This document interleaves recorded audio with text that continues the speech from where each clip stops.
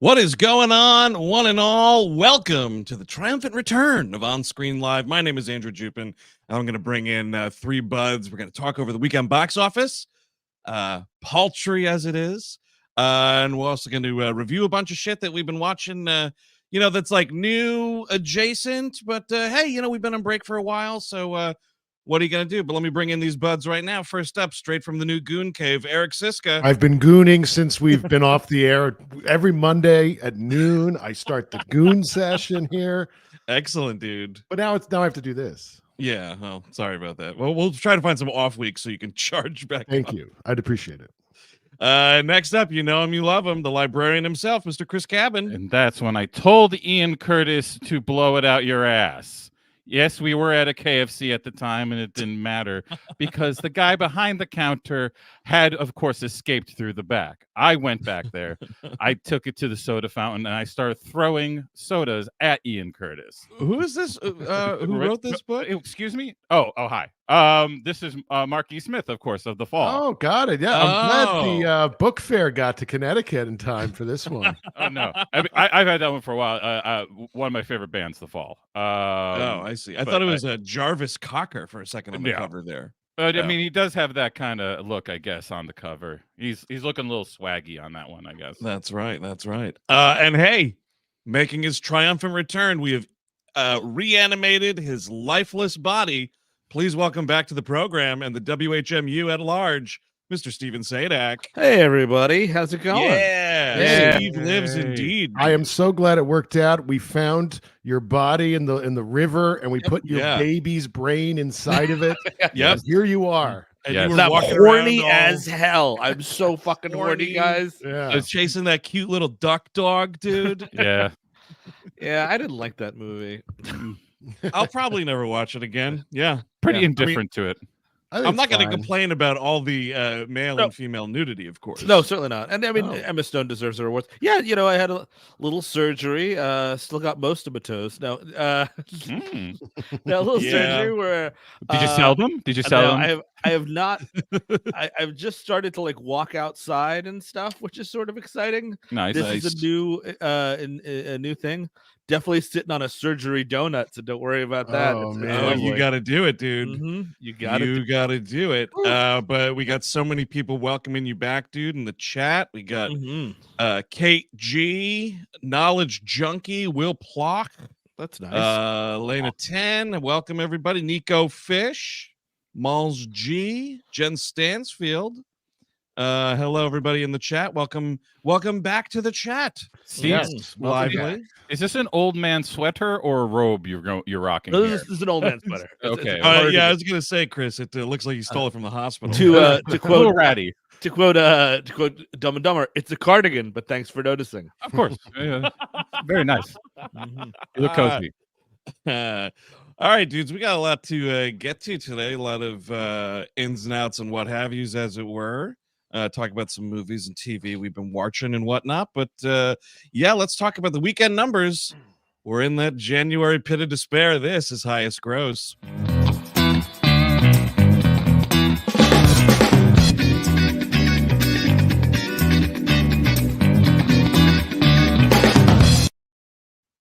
All right.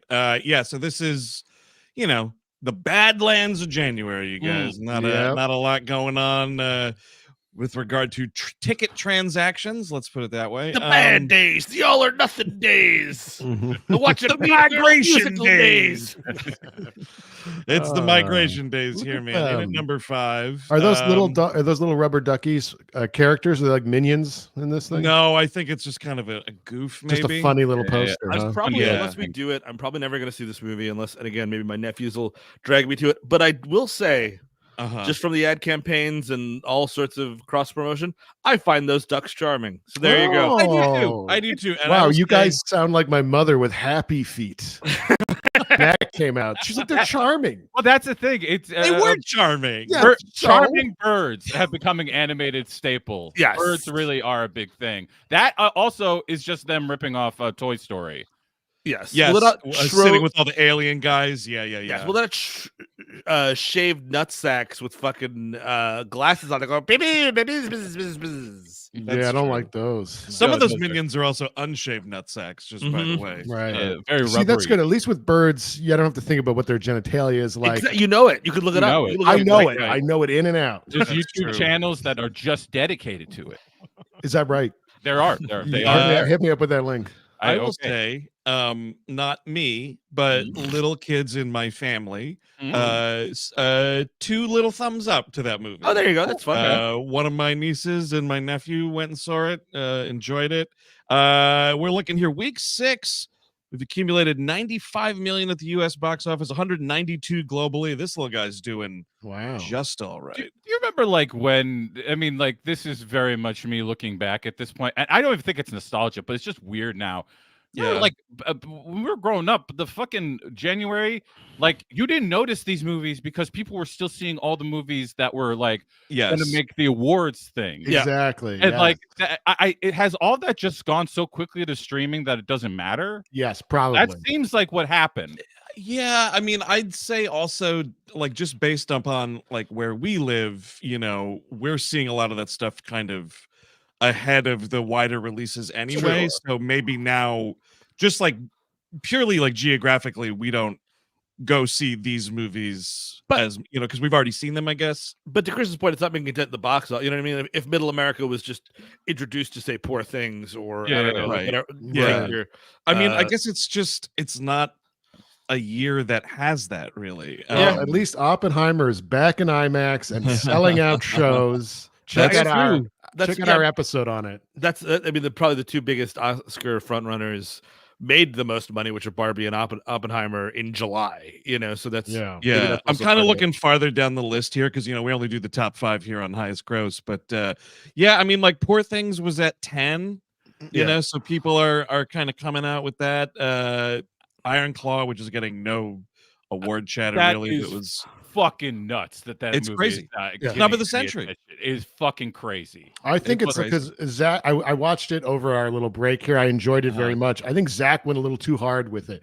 He looks like a freak now. So I think it's like he's huge, dude. Isn't it crazy how big he is in that movie? He's great in that movie. He's fantastic. I'm not saying he's bad. I'm just saying he's off-putting. It's unsettling to look at. No, you're absolutely correct. Even Jeremy Allen White thought so. Oh yeah, I mean, I think they're all good. It's such like one of those straight drama things. Like I guess Oppenheimer's giving people that, but like to me, I'm like that's just so like quickly to me like what a voting body would want, just a straight drama done very well. I think to your point though, also, dude, it is something about like what's being released when, like with Barbie and Oppenheimer over the summer, and Killers of the Flower Moon was like late October and then super early November. But like I think one of the reasons we're not talking about it as much, one of the movies that I think they sort of positioned it Christmas time and then it'll expand and it'll be this huge hit is The Color Purple.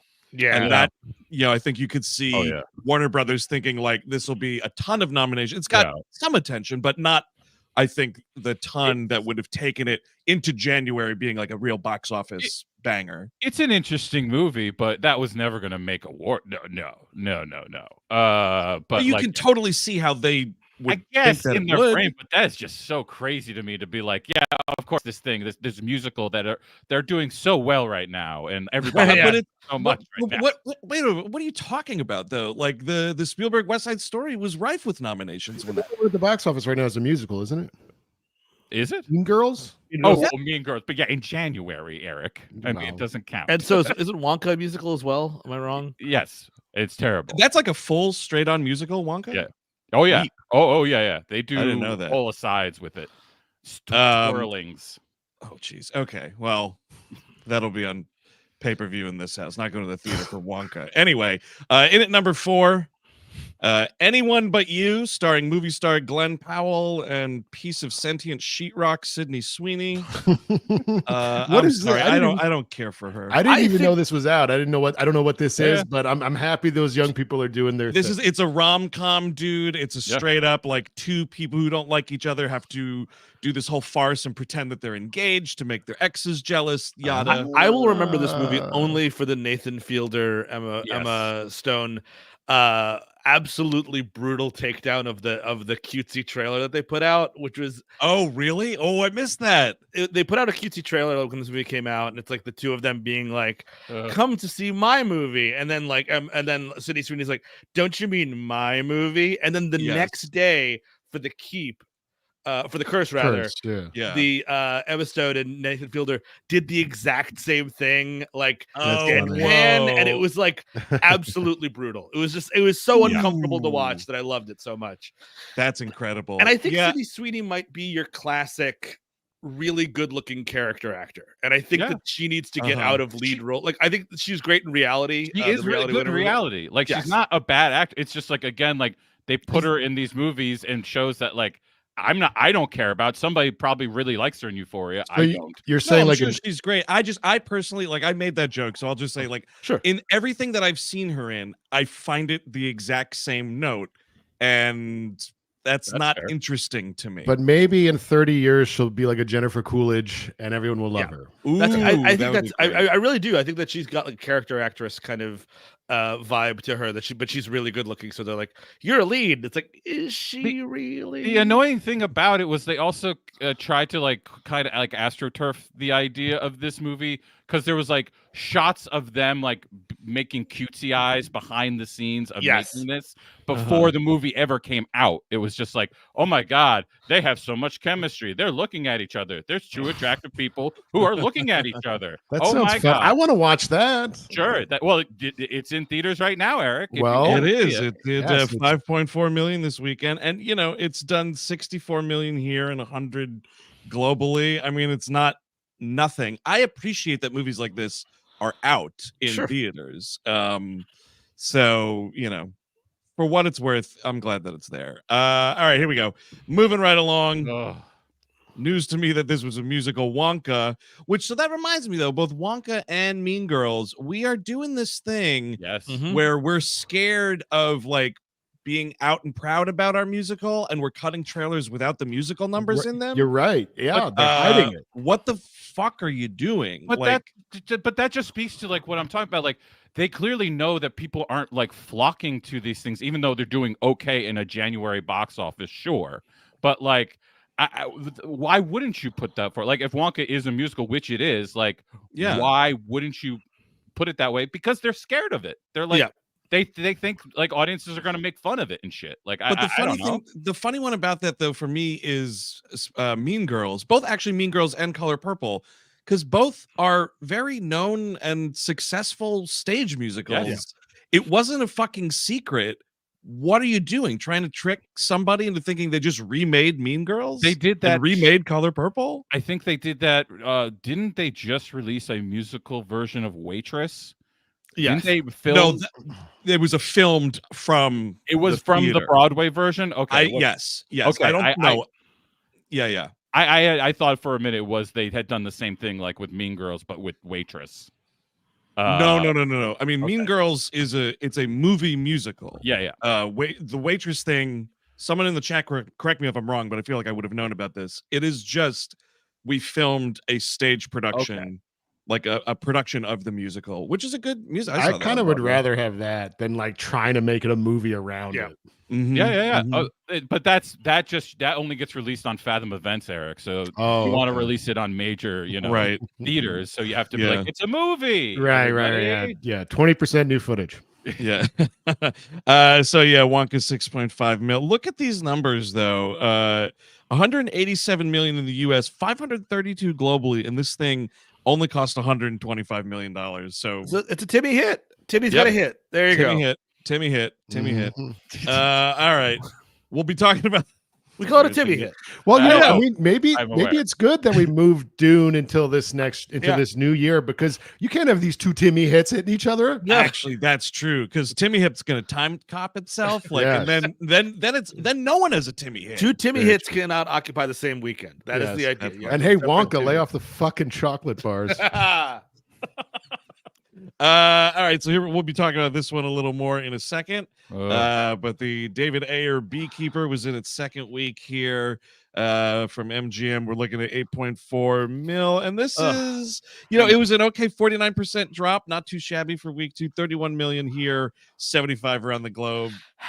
Had I not been medically unable, I definitely would have saw this weekend because the trailer looks so ridiculous. I was medically able and I didn't see it. I kind of wish I did because I think it's cool that an action movie's number 2 right now. We are going to talk about it, but I do think the number one thing it does is it sets up very well a direct TV, a VOD action series franchise that Scott Adkins or anybody else can just be dropped right into. You are completely right, Chris. And it's like, what's the one? Sniper, wasn't that like it was a Mark Wahlberg movie, and then we went like John Cena and Marine also does that. Marine is maybe that's what I'm thinking of with John Cena. That's one. The Marine. All of it just happens because all the time now.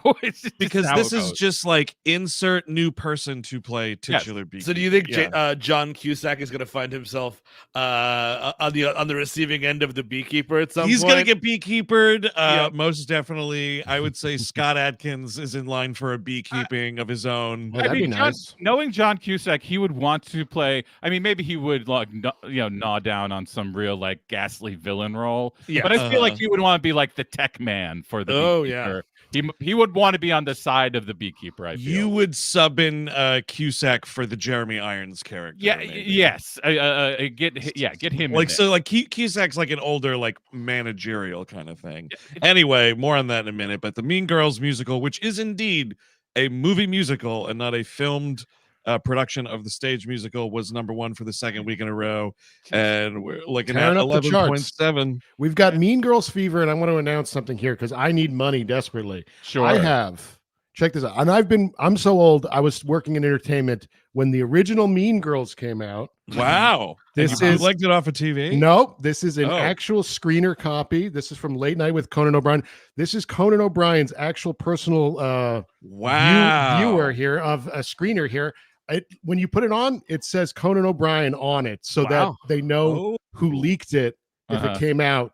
That's in right. 2004, and I nicked it when he wasn't looking. So $1,000, hit me up. Mean Girl fever is going nuts. Eric, Conan O'Brien's screener, Chris. It's available to all the Mean Girl aficionados. I know, but do you have any OJ memorabilia back there too that you're just hoarding? No. Do you have a buyer that's also OJ? He doesn't have any of those crummies, Chris. He's only got the pretties. He's got the great screeners. I unfortunately was rejected for the OJ Simpson internship. Instead, I had to get coffee for Conan O'Brien. I'm sorry. I'm sure Nevada would have embraced you with open arms. Direct message me on Twitter, Instagram. Let's move this tape. Let's get me to repair this window. I think you could get something on. If you put that on eBay for something, I don't think 1,000, maybe like $100, and put a bidding war. I think you'd probably get up to $300. We'll see. Would you have to like prove in some way? Oh, it says it on it, of course. That's the proof. You're right. I mean, unsigned. That's a real shame. It is unsigned, but remember, it's 2000. It's in mint condition. Look at this. Very little wear on this, and it's a Memorex. That was a good brand when it existed. Do we have the selling jewelry on TV music? Yeah. We should get pipe it in. But next week, when you try and sell that patio set, we are going to mute your mic. You have this. Sorry, this is related to what we were talking about, so it's fine. But patio furniture. I need to move that patio stuff. The old people left it here, and I want to do something new, so that will be next week. No, we're not. I can't wait. We're not talking about Night Swim just so you can talk about your patio. We will do lawn chair by lawn chair next week. Get ready for the spring season. You're going to do a lot of outdoor entertaining. I did. Speaking of Night Swim, Chris, I was curious because this weekend I love to, I wasn't leaving the house, and I was looking for, just anything that new VOD stuff, and I had the thought, and I tweeted it too. Just whatever happened to the January horror movie? Where's my Bye Bye Man? Where is my Escape Room or Escape Room Champions? There is one. It's not good though. Is it Night Swim? Is that the? No, it's called Founders Day. Oh yes, I've heard of that. It sounds. It's a slasher. terrible. It's an actual slasher. Yeah. Really? I guess the move is because horror actually does well now, it's out of the January slot, so you would release those in March and beyond. Even your Bye Bye Man might have gotten a March release date in the year of our Lord 2024. Yeah, I guess that's entirely possible. But I mean, like, that's the interesting thing is like things can kind of make money all over the place now. Yeah. Like, so yeah, I mean, I would say one that's out, Steve, it's on the horror comedy side of things, not a theatrical release though. That's another thing. We have the advent of Shudder. So like Destroy All Neighbors, with Jonah Ray Rodriguez and Alex Winter. It's a trip. It's fucking wacky as balls, but it's like something of note. Anyway, speaking of Mean Girl Fever, Eric, maybe with regard to your eBay listing, but not so much with this movie. Only 66 million globally and 50 million here in the US. This was supposed to be a Paramount Plus exclusive title. And now look how well it's doing. And you can own a piece of history. That's right, ladies and gentlemen. A piece of history. Could you show us the front of the tape itself? It's just black. It's just he's got. Also, Conan didn't get through much of the movie there. Huh? No, Eric Siska didn't get through much of the movie there. So other than that, it is pristine. After this marker, that's Conan eyes only right there. Yeah, I mean that's you could be watching what he watched. I'm waiting for you to have to prove that the Conan stamp is on there, putting it in a VCR, pressing play, and it eats it right there. Eric Siska, this is pristine. No one's going to eat this tape. I'm excited for this, Eric Siska. Even lower stakes. Can you ever forgive me? It's it's just somehow an even lower stakes. And Melissa McCarthy can play you. That'd be great. Yeah, perfect. Oh, there we go. There are Conan collectors out there, Eric. Of course. You should just contact them. I have pieces of the set. I've got a lot. We'll talk later.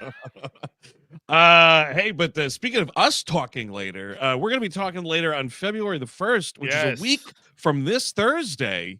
Moment.co/We Hate Movies, because we're doing our Flash show, if you can even believe it. I can't believe that's literally next week. That's kind of bonkers. But yeah, we're going to be doing the show 9 p.m. Eastern, and then immediately following that, a live Q&A, VIP after party kind of thing. This was the one people were like, "Oh my god, I can't believe they didn't do it this month." We're doing it. It's just one day late. We'll call it worst of January, one day late. It is one of the worst movies I've seen. It's one of the worst superhero movies. Period. I still have not seen it. I'm very excited. I'm saving myself so everyone can hear my live on air freak out on Thursday. You're not going to enjoy it, Eric. And I for one just am a little worried that we only have 2 hours to discuss this thing. I need a full day. We got to be careful. I need 8 hours. If I can get me an 8-hour place to talk about this, so I can fit in all my graphs and my big chalkboard I got back here. I moved it. Sorry, it's over there. Oh, your red yarn. Yes, stringing things together. Well, and just to deal with the flying babies. That's all I'm. That's all I'm talking. That's the first part of the theorem. No idea what you're talking about, but I'm very excited to find out. Moment.co/We Hate Movies, February 1st. That's right. And available 7 days after. That's right. And hey, you can also see us in the flesh this spring. That's right. If you're looking down there at the little ticker going by, the 25th of April, folks, we are returning to Atlanta, Georgia. The first time in 7 years. That's crazy to say. So we're super excited to go back. We love that town. We're going to be eating pretty as always. Show's going to be a lot of fun. That's at City Winery, of course. Yes, tickets are actually flying, so you're going to want to get on that. Right. 5/14, we make our debut in the great city of Houston, Texas. We're going to Space City, you guys. We're going to be the Houston Improv. And then the very next night, we're hoofing it south a couple hours. We're going to be in Austin. Our grand return to Austin after a 6-year hiatus, and also not during the commotion of South by. So it'll be easier for folks to get into the city. We are going to be at Cap City Comedy, they call it, folks, on the 15th. Movies for all these 3 live dates are going to be decided this week, so you're going to have to keep your ears peeled for that. We have not decided what the shows are going to be, because there's a lot of options. There are, and if you want to contribute to that, just fire off some tweets. Just say, hey, you should do this and that, and we'll look at it. Yeah, you might make the difference.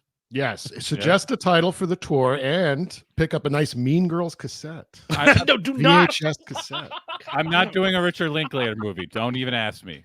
No, somebody jokingly on Patreon was like, "Oh, I'm gonna finally give it to Linklater." Of course not. But if it goes the way I'm hoping it does, Austin is going to be a We Love Movies episode. Yeah, I think so too. I'm just going to put that out there. But all this info, folks, the digital worldwide experience, anywhere in the world you can watch that. Which, by the way, we didn't say it. If you can't make it on the 1st, replay available for 7 days after that. But all of this info, whmpodcast.com, click on the tour button. It'll bring you to links with all of those shows, with all the info. And also, when we have the movies selected, it'll be on the website as well. Like it is with the Flash show, February 1st. Oh, my God. I can't believe I have to watch that goddamn movie again. Oh, baby. It's happening. Oh, it's going to happen. Steve... Oh, go ahead, Chris. Is there a director's cut? Am I? No. I think this is exactly what Andy Marchetti or whatever that guy wanted. Yes, whatever that guy. Yeah. Okay. Wasn't that the fellow that did the 2 It movies? Yeah, It the Clown 1 and 2. And yeah, Mama, the Jessica Chastain horror movie. Oh, right. I saw that. I think I liked it. It's okay.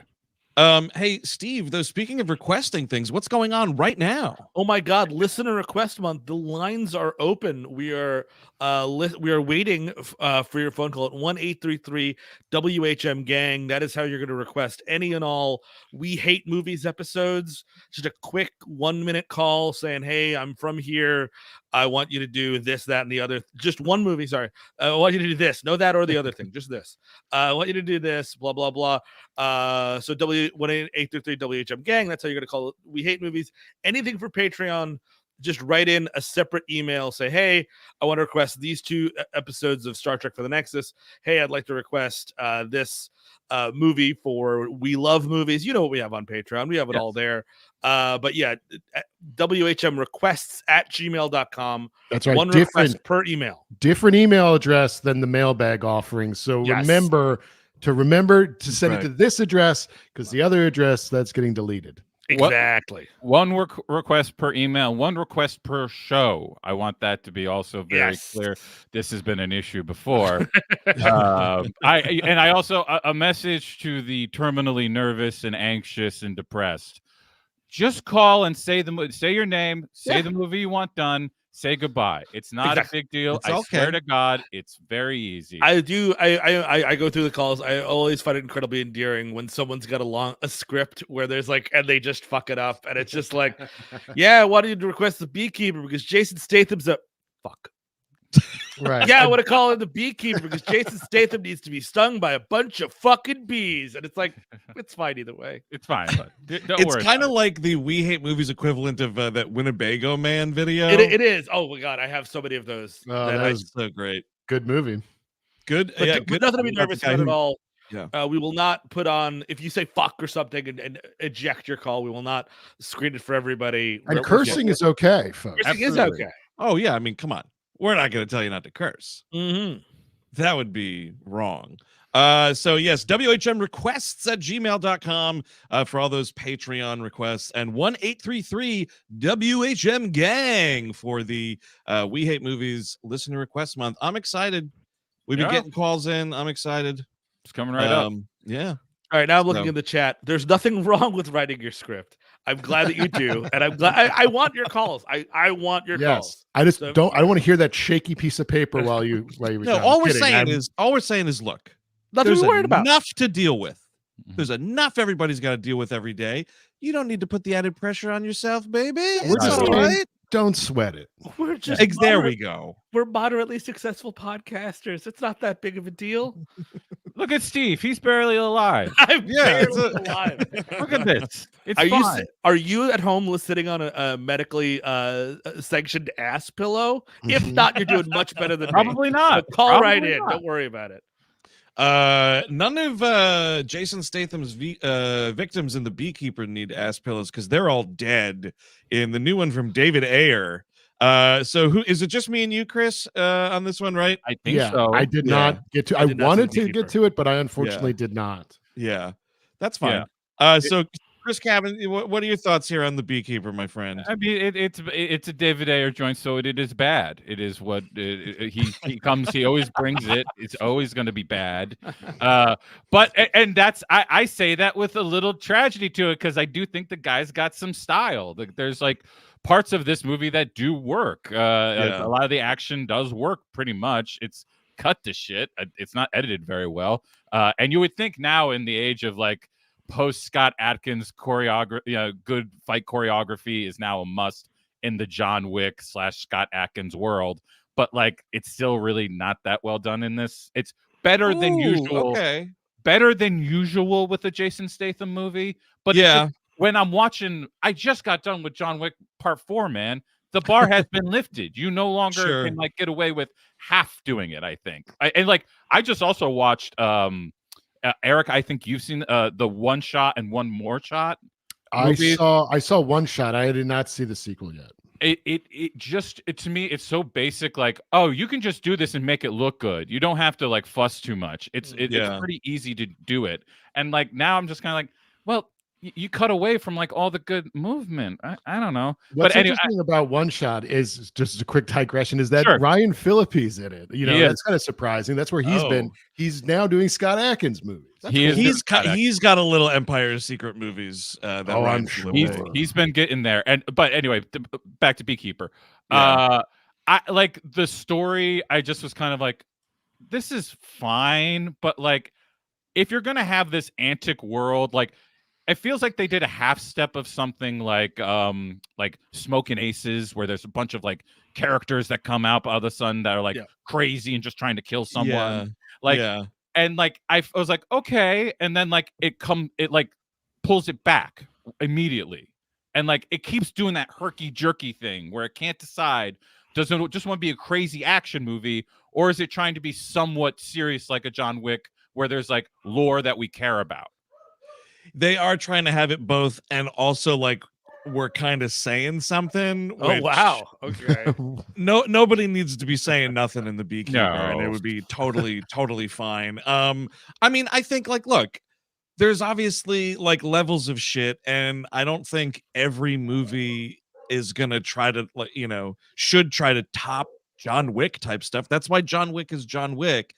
So I don't know. I found the fighting better than your average Statham movie. It has a lot of fucking really silly brutality with him going around killing these people. Like, I was probably annoying guy in the theater if anyone was in my screening at Union Square, because like I was howling laughing at the way he's killing some of these people. Me ask you now, this is how you rate action movies, Chris. Is it better than Expendables 4?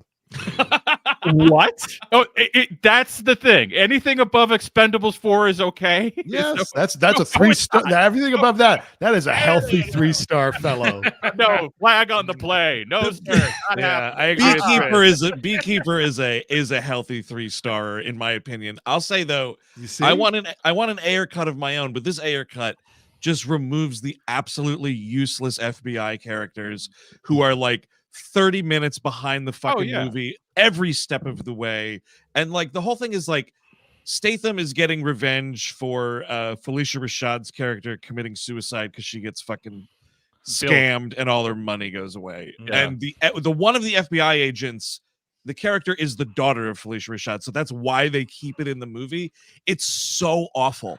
It's pulling the emergency brake on a subway train. Is Pat Pespis in it? Does he go to the Beekeeper like, go get a Beekeeper? Don't tease me. I would like that. That's something I would like. This is stuff I don't like. This is like boring. Like, oh God, we got to. What is the Beekeeper? Is he part of the Beekeepers? Do they all beekeep? And I'm like, I don't give a fuck. I hate when there's too much lore, and I mean that's my problem with John Wick as well. Yep. We're really trying to set up lore, but it's like John Wick sets up lore because that's what John Wick's doing. This sets up lore because that's what John Wick's doing. Yeah, you know, that's what kind of sucks about it. But that's why, like, if you look at it not as, you know, something that should have been competing with John Wick, but something that's totally stupid and over the top in a lot of ways, you can just laugh your way through it and have fun watching it. And that's the level that I was meeting the Beekeeper at, because it's stupid, but to me, it was fun stupid. And I apologize to the other 6 people that wound up being in my screening opening weekend. I'm curious. I was pretty loud. Like the Ayer cut of Suicide Squad, because they keep saying it. I mean, it's one of those things where, like, in middle school, when like somebody makes a joke, and then like the guy who nobody likes kind of like latches onto it in the back. He's like, "Yeah, me too." He totally shit his pants. Like that's what this. There's an Ayer cut of Suicide Squad too, by the way. I don't know. Shut up. Because the Ayer cut is like what he gave them before they decided to do like massive reshoots, right? That's what I assume. Theoretically, it's one of those things where I don't think we're ever going to see the light of day. It'll never happen, but if it does, it'd be cool to see, like, oh, here comes Margot Robbie 10 years older in this scene than the other one. If we did it for Snyder, man, I'm fine doing it for whoever else. It's stupid as shit. I will watch the fucking David Ayer like director's cut of Suicide Squad. I absolutely will. The same way I would love to see whatever Gareth Edwards gave them gave Rogue One before they did the reshoots. I would love to see what the fuck he was doing. I like cuts. Yeah, I like cuts. Give me all the cuts. Hey, all right, guys. So something that's not getting any additional cuts. I.S.S, which opened this weekend, kind of, I think was at 6th at the box office. This was out from Bleeker. New one from Gabriella Cowperthwaite. Great concept. Yes. Sluggishly executed, I have to say. I think like it does reach a couple of those nice tense like paranoid moments, but never can keep the balloon in the air, so it's just the kid constantly picking the balloon back up off the ground again. It's a great concept. I do think it was like, it's one of those things where this is a problem with some modern filmmaking, wherein all of the acting is so studied and human and small and like real, and like we're trying to really this movie needed the Twilight Zone-y kind of like big performances, you know what I mean? And like I think that like, and that's not shitting on the actors who are in the movie. I think they're all doing what the director wanted, which I think she wanted this to be kind of like a, what if this really happened? I'm like, not really though. Like, what if it happened? It was kind of fun. You know what I mean? Or it was exciting. In those personalities need to be dialed up. Make that guy more Russian somehow. Exactly. And the squirrely guy should be crazy at some point. You know what I mean? Big shout out to Chris Messina's mustache, though. That was great mustache. Not too shabby. And yeah, I mean, that's the thing. It's also got a really good cast because like it's Chris Messina, Ariana DeBose is sort of like the lead character. John Gallagher Jr. is a great actor. Costa Ronin from The Americans, he's one of the Russian guys, and then Pilo Asbeck, Urine Greyjoy, I believe. Yes. Who cannot not play an asshole. Has to do it from now on. It's mandated. Well, if you do what you love, Chris, you'll never work a day in your life. Was he? He's not the bearded guy in Succession with Skarsgård, right? No, the guy who looks exactly like him, though. A little taller, the guy in the Succession. I think all of them were good, but it's just sort of like it was just very quiet. You know what I mean? Like it's just much more quiet and sensitive than it needed to be. It's very dramatic. I mean, like it's trying. I mean, this is what we do all the time now. We take all the fact checkers seriously. We're like, look, well, would this, if somebody who had been in this situation before was watching this, would they be like, yeah, that's about what it was like, and like that's essentially what they want, rather than be like, yeah, or like, woo, or it should be a Twilight Zone. It should be a 90-minute Twilight Zone episode. You know what I mean? Because it's such a Twilight Zone concept. Like, here you are up in space and the world ends beneath you. What do you do? I think my biggest problem was the ending was just sort of like, we don't know what to do. Yes, you don't know how to end it, which is why, like, if you're getting like crazy with it, like then you can have a crazy ending. But it has this like ponderous, like, what now? And you're like, I kind of don't care. It's the oh hello bartender, I'll take another grape. But I mean, it looks really good. I thought all the space stuff was visual really cool. The visual effects looked good. There's definitely things to like about the movie. I just felt like it fell short a little bit. And I know it sounds like, especially with The Beekeeper, it's like we want a grounded story, but then we get to this movie, we're like, how about a fantastical one with robots? And so it's a different temperature for each dish, though. You know what I mean? To be clear, I don't want Beekeeper to be grounded at all. I want it to be crazy all the time. If it's good, I just don't like that it keeps on going back and forth. You just don't like the world building. Yeah, and like that you put so much time into it. Like well, because where that's that movie, the FBI, dude. That's what Yeah. I'm saying. Because like all the Jeremy Irons stuff and Josh Hutcherson, like that shit is crazy. And then, of course, everything Statham is doing is crazy. But then you have the FBI shit where it's like now it's a serious crime action Yes. thing, and I'm like, no, get stupid again. Go back Yeah. to And getting then- stupid. okay. Don't and be then you have boring. and then you have Jason Statham like going back and like looking mournfully at things and being like, yeah, once was a guy, but now I'm another guy, and now I got to kill you. And like it's just like there's a 90-minute crazy movie there that they didn't make instead they made a 2-hour movie where it's like some of it is crazy. Yeah, I mean, so we're saying here with ISS, at least, ISS. it needed to be a little crazier, But not a complete strikeout. I think it's fun enough. I would say if you're interested in the concept, I think it is definitely worth watching. It's definitely go out and check it out because there's stuff there. I think the performances are there. I mean, I do think the zero gravity stuff was very cool and very fun to watch. It all looked very fluid, like you know, and for a small movie, I think that was I was like, wow, this is looking pretty good for the scale of what the production seemed to be. Definitely. So yeah, no, you could definitely do worse, for sure. So all right, this I'm really curious because we haven't talked about this together at all yet.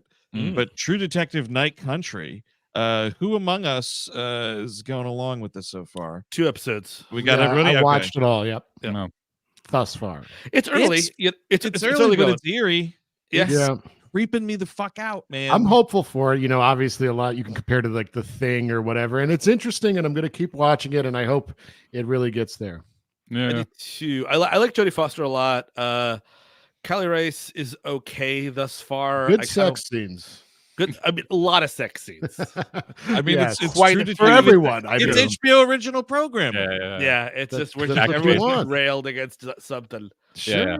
I mean, that is the main reason I watch it. Like the story has not grabbed me the way even the second one, at least I was like into it immediately. This one, I'm like, we'll see where it's going. But this is the only way I'm gonna get Jodie Foster. Like, I'm a man in the desert here. I'm trying to find water, and like, I can only go to True Detective season 4 to get my Jodie Foster. That's right. Listen, Jody, he'll shoot the president for you. He'll do it. And I will do it correctly. Just a joke. Come on.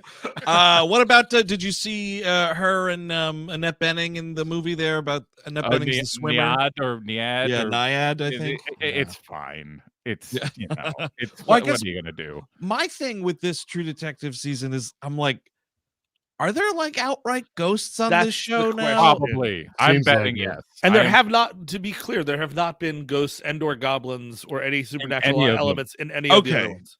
No. All right. I mean, they try to kind of get you there in that first season with the Yellow Yes. King or whatever. Right, But that's, yeah, dude, Steve, you're totally right though, because like I haven't seen 2 or 3. We saw the first episode of 2 and fell off immediately. But I'm watching this and I was like, have they been introducing like paranormal shit on this show? No, I want memory is the ghost in all those movies. Go back Yeah, to sure. season 3 and talk, because that's a dementia one and Oh, it's loved it. fun. Yeah, Really good season one. 3 is great. I would say, Really Andrew, if you're looking for more True Detective, season 3 is fantastic. Watching Mahershala and Stephen Dorff go head to head is just so much great Oh, shit. Stephen Dorff's the other guy? Yeah, Ooh, yeah. Oh, that's fucking yeah. cool. I will. Well, I got to say- watch Mahershala in something because I'm not getting that goddamn Blade movie. Not They happening. can't figure it out. They Those can't boobs, figure you it can't out. figure out a Blade movie. Sword, sunglasses, Mahershala. That's the am I- movie. Back to True Detective. Am I wrong? Oh, yeah. Did we get like a Rust Cole's possible brother going on Yes, here with or- Travis Cole? Yes, I think they're going to connect it to season 1. I read, Oh, so we'll that's- see. Oh, I didn't don't put that know if it's together. brother, but the captions have the names are, spelled yeah. the same. Because it's Fiona Shaw. Whoever is like, oh, Travis Cole showed me the bodies. Travis Cole. Travis. Someone in the Oh. chat says it's his dad. So but season 1 took place in the early 90s or something, or was Yeah, it now a we're- period, or I don't know. It was, yeah. It hopping back did and forth. both. Yeah. But I guess a ghost, you don't have to worry about ages for ghosts. I guess No. it should be dead a while. if you're gonna do Yeah. a ghost, you just do a ghost. Liam Okay, okay. Carroll seems to confirm Travis Cole is Rust Cole's father. Mm. Would that make Fiona Shaw Russ Cole's mother then? Quite possibly. Possibly. We don't know yet. Do you think McConaughey is going to sashay in at like the final episode? Wow, pretty cold out here. Yeah. He's coming home for Christmas. They de-age of like a 51-year-old Matthew McConaughey. I tell you, time is a flat circle. Man, is it dark out all the time out here? Wow, that is something. That's why you have to run all the way down to the bayou. Get away from all that. Yeah, that's true. Night country. Also appreciate getting some John Hawkes in my entertainment diet. It had been a long time, I think, since I'd seen that guy in fucking anything, right?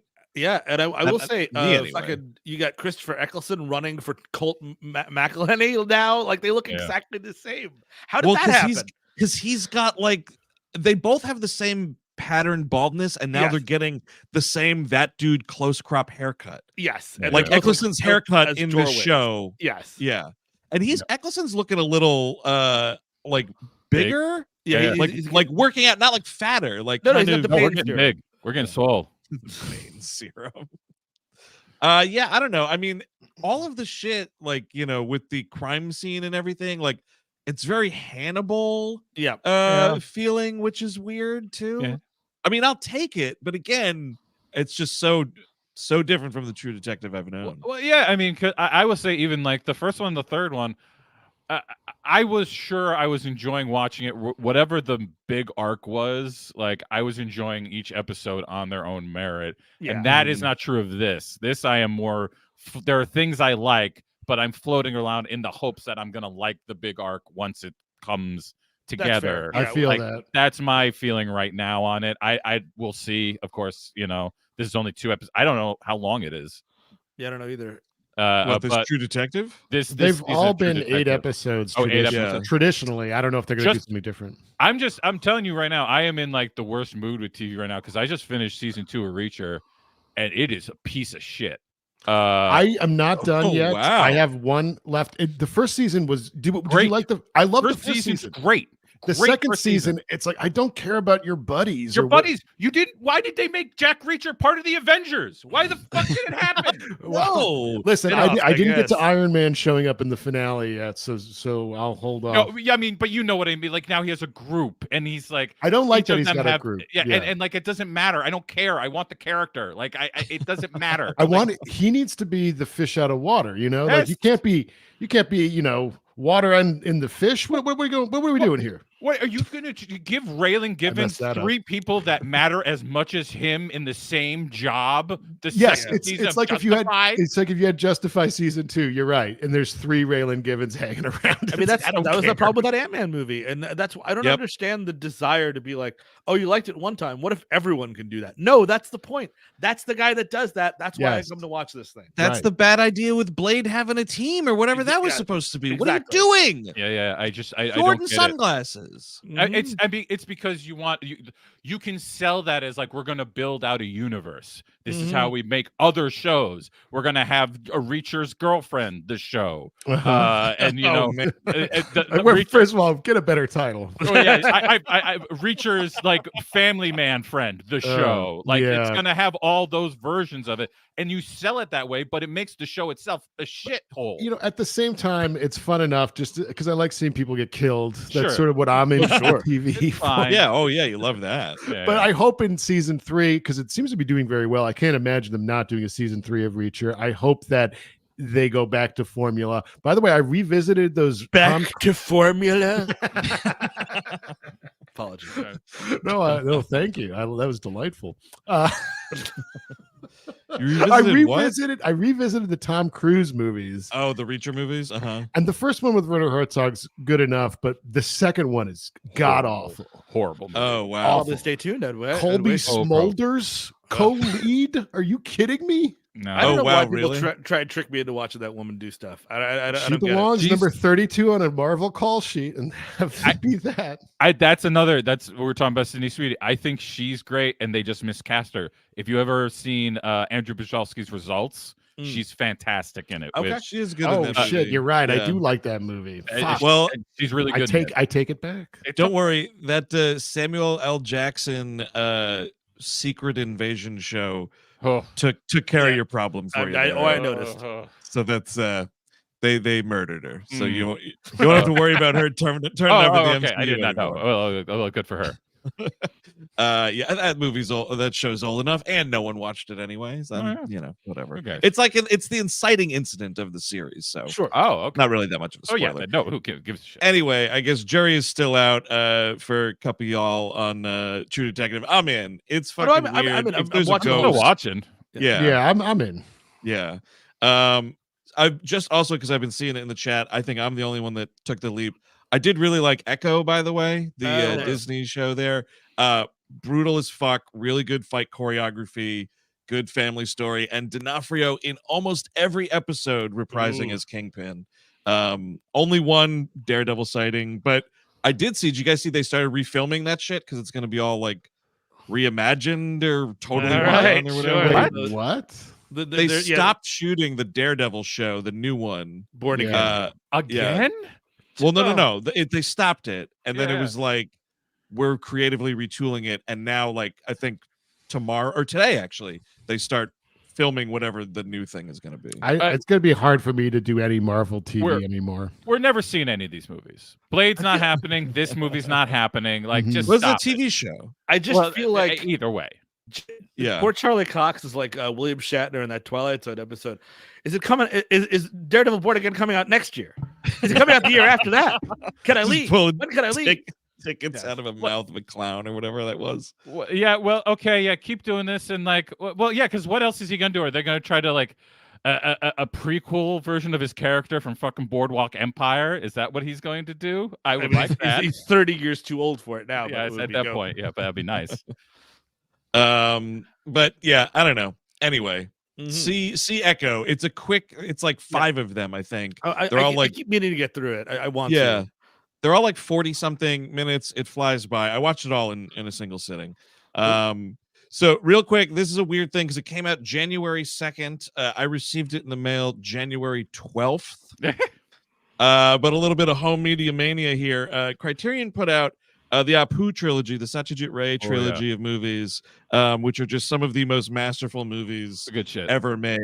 Pathar Panchali, Aparajito, and Apur Sansar make up the 3 movies.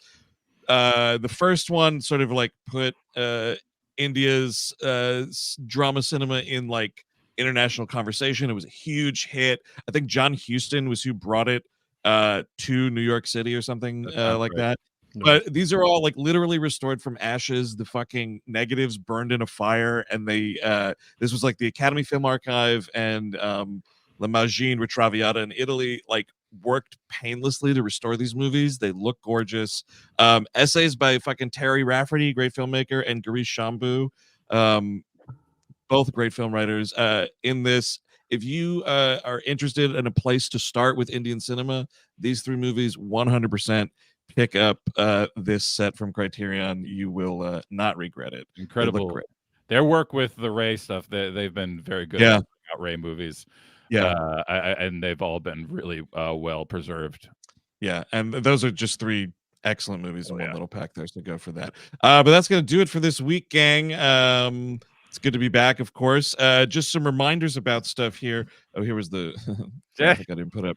Anyway, so stuff that's out on Patreon, of course. Speaking of McConaughey, Agent Elvis was covered on Animation Damnation last week. That's right. Just a real 15 years too late cartoon there. And then a character that just never got to thrive in her glory, Lady Valaria on the Glebe Glossary, the poor pig lady.